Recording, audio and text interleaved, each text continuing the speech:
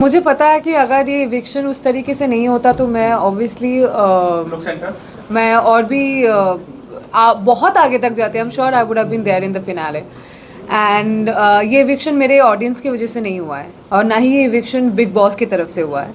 ये इविक्शन किसी घर वाला बाहर वाले की तरफ से हुआ है। तो कहीं ना कहीं मुझे पता है कि अगर ये मेरे ऑडियंस के हाथ में होती तो मैं आज आज अभी इधर आपके साथ में बैठी हुई नहीं होती।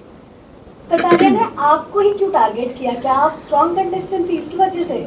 आप अगर आप चेस भी खेलते हो ना तो अगर स्ट्रॉन्ग जितने भी प्यादे हैं वो अगर निकाल देते हो ना तो आप जीत जाते हो। तो it's also a chess right. ये खेल भी चेस की तरह ही है। तो कहीं ना कहीं ये कह सकते हैं लव कटारिया को आपसे डर था कि कहीं आप ट्रॉफी लेके ना निकल जाए और वो पीछे हट जाए।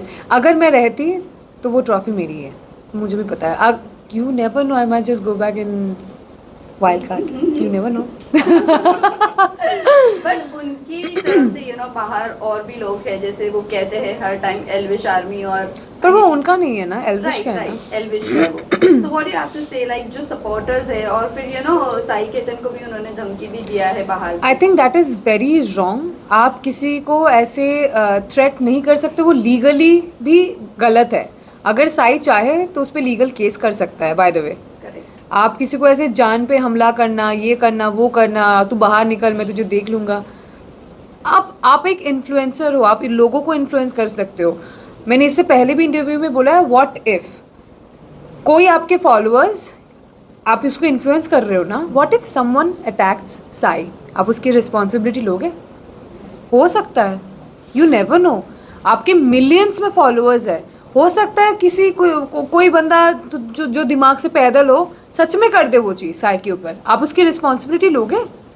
आप तो बोलोगे सही मैंने तो नहीं किया, पर आपने तो बोला ना वो बात, तो हो सकता है कोई करे फिर। सो आई थिंक मतलब उनको आइदर ये उस चीज़ के लिए पब्लिकली माफ़ी मांगनी चाहिए कि मैं ऐसा मीन नहीं कर रहा था, वो कई बातों बातों में निकल गया है। Whatever you tell your fans और योर पीपल और वॉट एवर योर आर्मी कि that you didn't mean it. और साई को लीगली एक्शन लेना चाहिए उसके बारे में। That's what I feel. I would have done the same, I would have taken legal action against him. आपने ट्वीट किया था कि अभी सबको expose. I did not tweet it by the way guys. मेरा एक ही ट्विटर अकाउंट है जो मैं अपने टीम को उसका पासवर्ड देना भूल गई थी, तो उसका एक्सेस मेरे टीम के पास नहीं था। I have a Twitter account which has only 600 followers. ये मुझे अभी पता चला ट्विटर के बारे में, जो मुझे नहीं पता था। और उसके भी ट्वीट्स जो है 2020 तक के। I don't use Twitter so please have a look. This is my Twitter account. I did not post anything.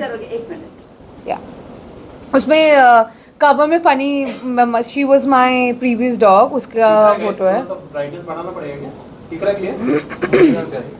Sorry, that's my Twitter account.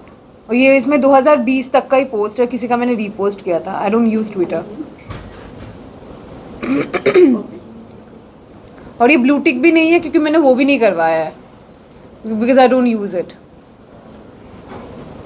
Okay everybody sorted, thank you. इस तरह शिवानी के साथ आपका घर में चल रहा था कपड़ों को लेकर, उसके बारे में कितना हर्ट हुई, क्या बताइए? यार वो लड़की मेरे बारे में क्या बोल रही है ना, मुझे एक्चुअली फ़र्क नहीं पड़ता, बिकॉज मैं उसको उस यहाँ पे मैं मानती ही नहीं हूँ कि उसके कमेंट्स मेरे लिए कुछ फ़र्क पड़े यार।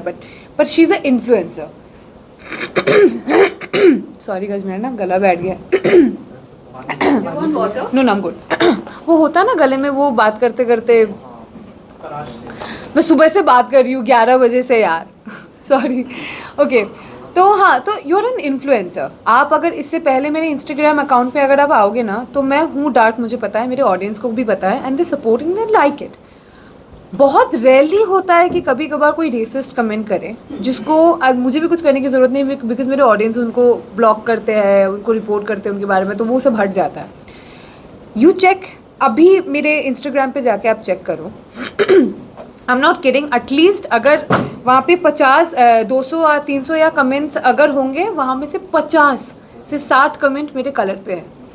काली कलूटी, डायन, रात को दिखेगी नहीं, अरे फेयर एंड लवली लगा दो। Oh by the way, I am the face. I used to be the face of Glow and Lovely. For your FYI, जो भी तुम एल्विश आर्मी या क्या नाम है, लव आर्मी या शिवानी आर्मी जो भी देख रहे हो, I am the face. I use to be the face of Glow and Lovely, formerly known as Fair and Lovely, by the way. तो वो तुझे फेयर एंड लवली लगाने की ज़रूरत है, अरे तू ब्लीच क्यों नहीं करवा लेती, अरे घिस ले अपना skin. I don't care what you think about me. आज मैं जो भी हूँ ना, मेरे कलर की वजह से मैं यहाँ पे हूँ.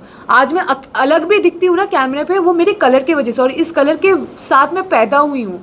तो मुझे शर्म नहीं है. अगर आपको शर्म आ रहा है तो वो आपका दिमाग है, आपका सोच गंदा है. तो मुझे मेरा कलर साफ़ करने की ज़रूरत नहीं है. आप अपना सोच साफ़ कर लो, आपके लिए बेहतर रहेगा. और मेरे कपड़ों के ऊपर भी जो बोला गया था, मैं मॉडल थी. मेरी शुरुआत के मैंने शुरुआत किया है 2012 2013, मतलब मैं 13-14 साल की थी, मैं मॉडल थी. तो मैं वो कपड़े पहनती हूँ जिसमें मैं कंफर्टेबल हूँ. आप वो कपड़े पहनो जिसमें आप कंफर्टेबल हो. मैं आपको इन्फ्लुएंस नहीं कर रही हूँ, मैं आपको फोर्स नहीं करूँगी कि अगर आप कंफर्टेबल नहीं हो तो मैं आपको बोलूँगी आप बिकिनी पहनो. I am comfortable in bikini, I wear it. मुझे, मेरे पेरेंट्स को कोई प्रॉब्लम नहीं है उसमें. तो आपको क्यों हो रहा है? और आपने बार बार ये चीज़ बोला है. उसने अपेरेंटली, ये तो मुझे भी नहीं पता, मुझे अभी किसी ने बोला कि मेरे डीप नेक में कपड़े पहनती हूँ, उसमें भी उसने कमेंट किया है. मैं कंफर्टेबल हूँ, मैं पहनूँगी. मैं साड़ी भी पहनती हूँ, मैं लाल पार सादा साड़ी भी पहनती हूँ. मैं बंगाली हूँ. मैं पंडाल जाती हूँ ना दुर्गा माँ के, तो उसमें लाल पार सादा साड़ी भी पहनती हूँ. मेरे लहंगे में भी फ़ोटो है, मेरे सलवार सूट में भी है. That is the cloth I wear those cloth that I am comfortable with. And आपके बोलने से ना बोलने से मुझे बिल्कुल फ़र्क नहीं पड़ता. मैं पहनूंगी जिसमें मैं. और एक your और thought comment on शिवानी ने किया था शिवानी, आपके ऊपर, you know? उस टाइप की लड़की, तो उस पे आप क्या तुम जैसी लड़की तुम जैसी लड़की. आई थिंक उसमें मैं भड़की थी, और मैं भड़कूंगी क्योंकि मुझ जैसी बहुत सारी लड़कियां बाहर देख रही है. तो उसको ये आई थिंक क्लियर करना चाहिए कि तुम जैसी लड़की का मतलब क्या है, बट किस तरफ से बोला है उसने. वही पायल जब बाहर आई थी तब उन्होंने कहा कि शिवानी जैसे दिख रही है वो वैसी है नहीं है. सो वो टोटली अंदर प्रिटेंड कर रही है और बनावटी बन रही है. What is your take? Armaan की और कृतिका की क्या आपसे बात हुई, बिहेवियर? एक बार में एक क्वेश्चन करो वरना मैं भूल जाऊंगी. पायल पहले कौन सा आंसर करूँ बताओ, पायल वाला कि शिवानी वाला? करो और कृतिका अरमान को लेकर करो. आई थिंक उनका जो एक रिलेशनशिप है वो आपके और मेरे समझ के बहुत बाहर है. और उस रिलेशनशिप में अगर किसी को मैं सबसे ज़्यादा प्रेज़ करना चाहूँगी तो वो है पायल. अगर वो लड़की नहीं समझती ना तो शायद ये ऐसा रिश्ता होता भी नहीं. नो इसके रिलेशनशिप की बात नहीं कर रहे हैं. फिर? हम बात कर रहे हैं कि शिवानी का जो बिहेवियर है वो टोटली अलग है. तो आपकी क्या बात हुई थी अरमान और कृतिका से कि वो ऐसी है नहीं शिवानी? नहीं, मैंने वैसे भी बोला है. हाँ वो तो मैंने मुंह पे बोला है, क्योंकि जब वो कैमरा पे बात करती है ना, जो वो apparently it's vlogging for her, वहाँ पर तो आप नॉर्मली बात कर रहे हो, आपका टोन भी नीचे है, आप नॉर्मली हंसते खेलते बात कर रहे हो. जब आप घर वालों से बात करते हो आपका टोन अचानक से बढ़ जाता है. आप अचानक से ऊंचे टोन पे बोलते हो, अरे हम तो ऐसे ही बात करते. नहीं, तुम जब कैमरा पे बात करती हो वैसे बात नहीं करती हो, तुम नॉर्मली बात करती हो. तो it is shocking, you are pretending to be someone else. और मुझे नहीं पता था कि लोग मिट्टी खाते हैं. मैंने कभी नहीं खाया. और अनिल सर ने भी बोला कि बचपन में लोग मिट्टी खाते हैं, पर वो बचपन में खाते. तुम 22 साल की हो, तुम बच्ची तो अभी हो नहीं. बचपन में अपेरेंटली बच्चे जो होते हैं वो कैल्शियम की वजह से चॉक्स वगैरह खाते हैं, विच इवन आई डिड. मैं भी चॉक खाती थी बचपन में कैल्शियम की वजह से, मिट्टी भी खाते. पर अभी तुम बच्ची हो नहीं, तुम